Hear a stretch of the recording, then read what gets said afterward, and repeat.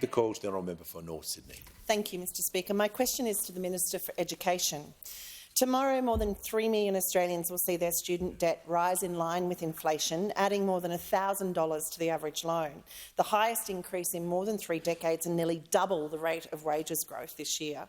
So far, the Minister has not acted to freeze debts ahead of the June 1 deadline. In this time of ongoing high inflation and economic uncertainty, the need for reform seems clear. What plans does the Minister have to provide some relief to the millions of hard-working Australians copping this smackdown tomorrow? Call to the Minister for Education. Thank you, Mr Speaker, and can I thank the member for North Sydney for a question. Can I also recognise my friend, the great Mem Fox, who's in the gallery today, who's enriched the lives of millions of Australian children here in Australia and right around the world. Order. The short answer to your question is there are no changes to HECS or the indexation process in the budget. The changes we've made, the relief we're providing, is helping students with the cost of living by increasing youth allowance and Austudy and rent assistance. A couple of important points to make here. Changing the way HECS is indexed doesn't put an extra dollar in the pocket of a university student today. It's not the way that HECS works. It's not like a mortgage.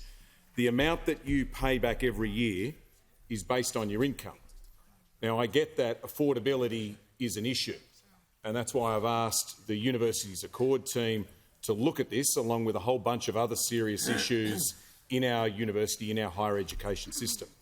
And I can advise the member that Professor Bruce Chapman, the architect of HECS, has been engaged by the Accord team to work with them on this. Going to university is important.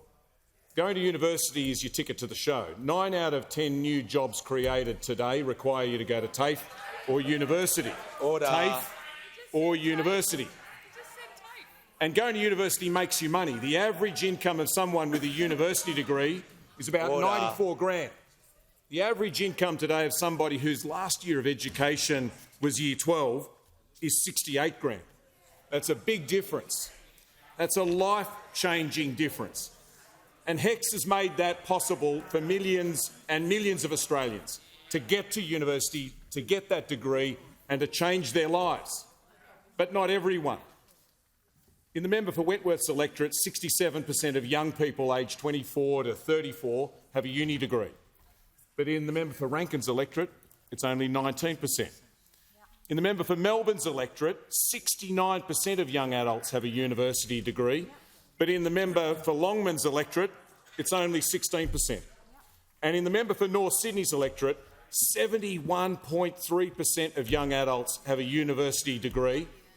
But in the member for Spencer's electorate, it's only 15%. There is a cost to going to university, but what is the cost of those kids missing out? I don't want us to be a country where your chances in life depend on how rich your parents are, where you live or the colour of your skin. But these statistics tell us that that is where we are today, and that at its core is what the Universities Accord is all about.